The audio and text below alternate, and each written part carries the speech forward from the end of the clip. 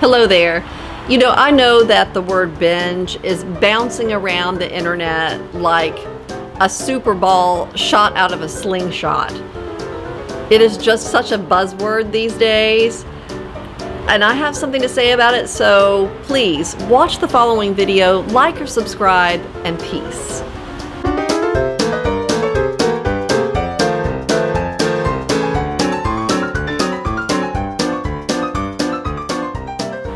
Hello there, my name is Billy Juliana. I'm 49 years old and I have a 40-year history of dealing with anorexia nervosa, and I'm currently following the recovery methods espoused by Tabitha Farrar, Kayla Rose Katecki, and Elisa Orris.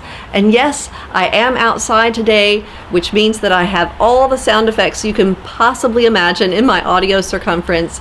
And I also am having a little bit of a breeze that's going through here, which means that I'm having some technical difficulty.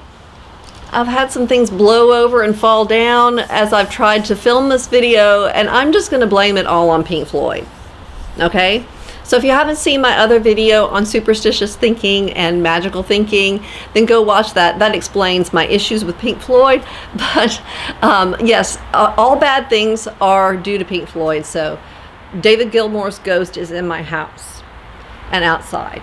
Now that I have gotten that out of the way, I want to go ahead and get into today's topic, which is binging, which I haven't actually really specifically talked about before, because I thought that all of my previous content on eating to full mental and physical satiety, and that is just really satisfying your extreme hunger when you're coming from a restricted background and you're really eating unrestrictedly, all of that obviates the need for talking about binging, because you're going to be eating in a way that society and the medical community might term binging. So why worry about that? You know, and then I thought, well, you know, people are worried because society and the medical community demonize binging. And so I wanted to relate a couple of ways in which I've experienced the demonization of binging in my past and show how whack it is, and then just say there's nothing wrong with eating a load of food, what might be termed binging, when you are recovering from a restrictive eating disorder. There is nothing wrong with it. And my coach says this often in her videos, and the other people who are influencers that are like her out there on YouTube often say it as well. There's nothing wrong with binging. And how do we even define binging? What might be a binge to you might be just a nice big meal to me. So, you know, how do we even define it? So I just want to say, have no worries and no fears and no cares about eating a load of food in one sitting. And I'm talking about maybe 10,000 or more calories in one sitting. Have no fear. If you're coming from a starved background, hello, yes, go for it. But anyway, here are some experiences that I've had with the shame surrounding binging.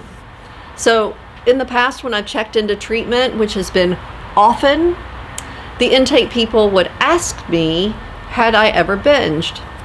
And knowing that the term binge had such shame attached to it, I would always say no.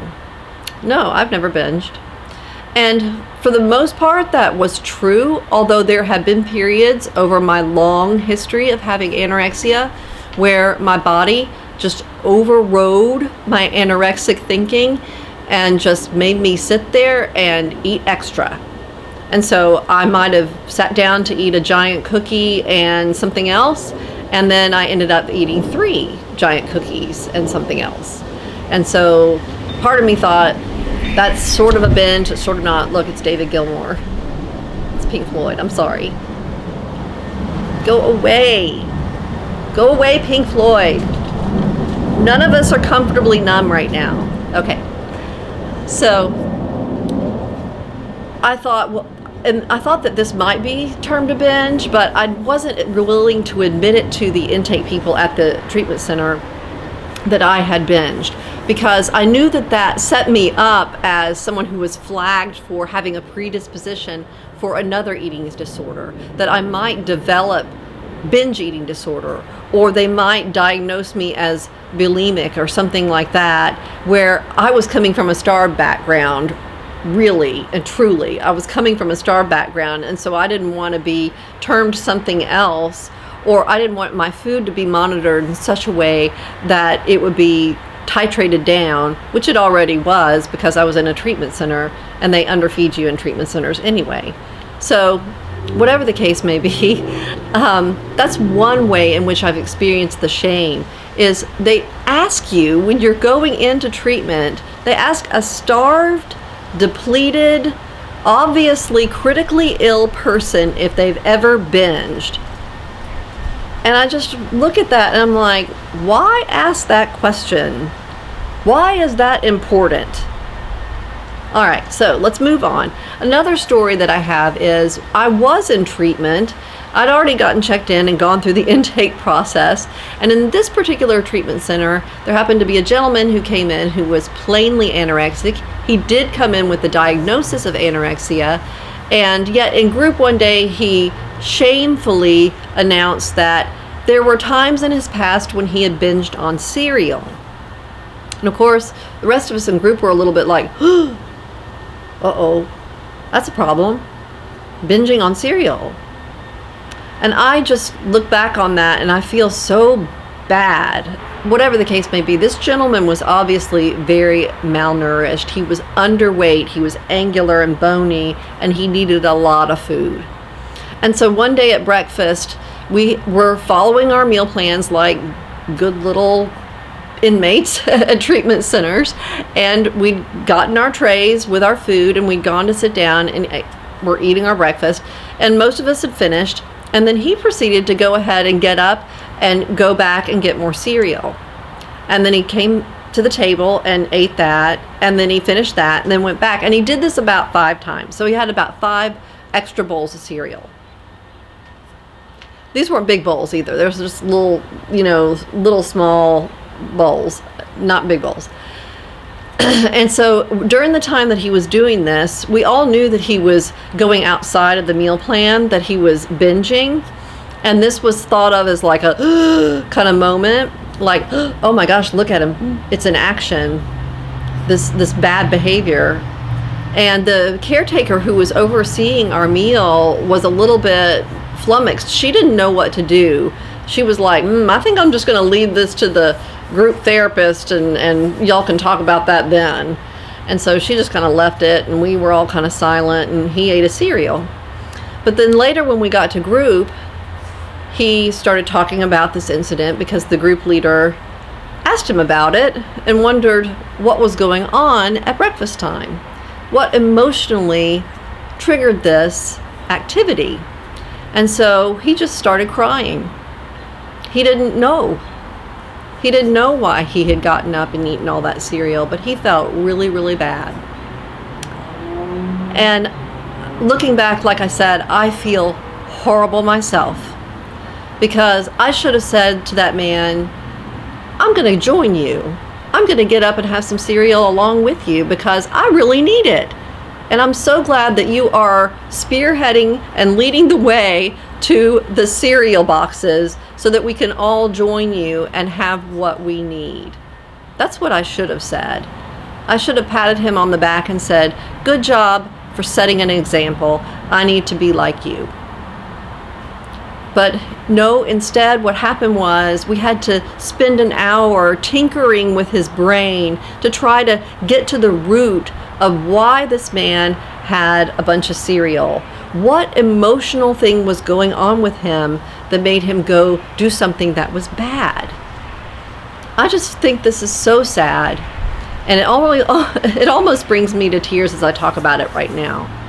So wherever that gentleman is right now, I hope that he is recovered and he is free to eat all the cereal that he can possibly consume. And wherever you are right now, I hope that you feel free to eat all that you can consume in any one sitting at any time for as long as it takes. And that's my basic message is, you know what? I just don't believe in the demonization and in the shame that is attached to binging that is out there in the world today. you know, it's actually bled over into other areas now. This kind of like shame, or this like cute little naughtiness that's attached to binging. We've now incorporated the word into activities like television watching. You know, I binge watched Stranger Things, or I binge listened to Lizzo, or something like that. It's now being seen as this sort of cute little naughtiness. I'm just like, for those of us who are coming from starved backgrounds and from restrictive backgrounds, especially over the long term, where we really put our bodies through rigorous torture, there is just nothing wrong with eating tons of food, with binging at any point in our recovery. There's just nothing wrong with it. So while some of you out there may be really, really furious at me for condoning binging, for justifying binging, I want to just say back, look, if you've tortured yourself, it's only natural that your body be let free and be free to eat. I mean, years and years, for me, 40 years of under-eating and starvation. So there's no way I'm going to say that binging is bad and that it's something that should be avoided, something to control. That even if extreme hunger, if we have it, we need to plate our big food snacks that we eat in order to avoid a binge. I'm just not in support of any of that. So there you go. That's my message about binging. I thank you for watching. Until next time, everybody, please take care and peace.